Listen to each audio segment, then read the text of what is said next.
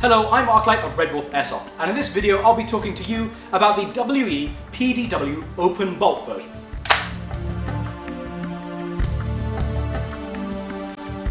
First, a quick note on what the PDW is. It emulates the real steel PDW, which unlike a standard AR, does not use a buffer system but uses an internal piston, doing away with direct impingement. What that means in airsoft terms as well as real steel is that there's no buffer tube, which makes the weapon a lot more compact.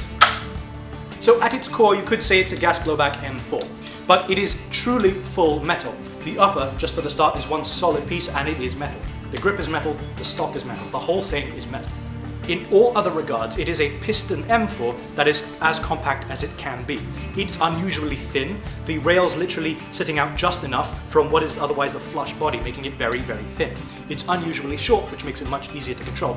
Even the barrel itself is nowhere near that 14.5. I think it's closer to about 10 inches, making it very, very compact. And while we're speaking of lengths, I find it a good time to mention that the WE PDW Openbolt version is available in 4 different models. Besides 2 different colors, there's also 2 different barrel lengths. That 10-inch one I was talking about is actually the longer one. The short one is absolutely tiny. This barrel is about 8 inches, which means that the front end of this weapon is about as long as most M4 rail systems. So it is very, very, very small, and with the stock down, it is practically a submachine gun. It uses a real cap gas magazine, 6mm type of course. It's the same magazine as a WE M4 Openbolt, but bear in mind that closed bolt systems use different types of magazines. Now the PDW comes with 2 magazines. One is a metal-bodied, standard-styled magazine whose body is matched to the weapon itself, so it's either tan or black accordingly. It also comes with this plastic body ergonomic style magazine. It performs the same, it just follows the modern PDW style magazine. So we're using green gas, which is what this gun is supposed to run on, 30 round capacity, 0.2 gram pellets. First up we have the long barrel version.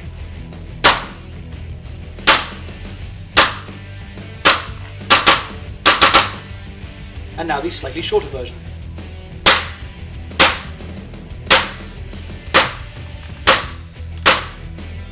And as a gas weapon, it has a nice rate of fire.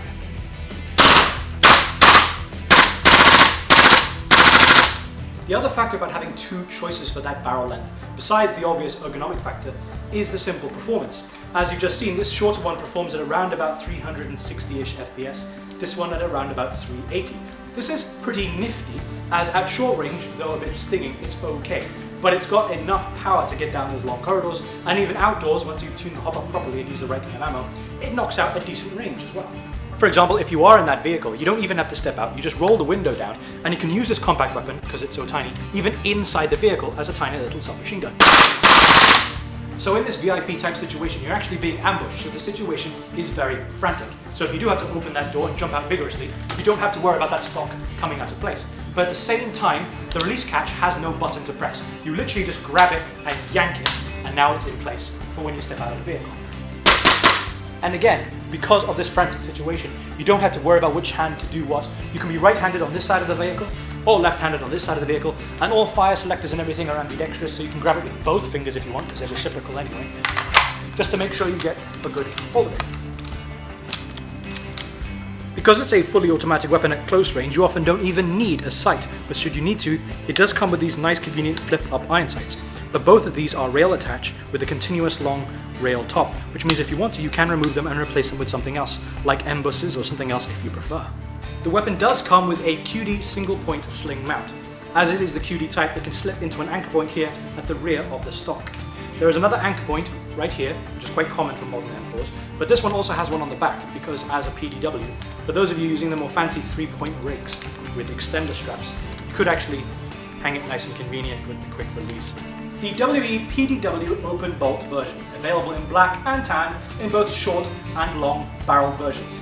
These and many more products available on our website at www.redwolfairsoft.com.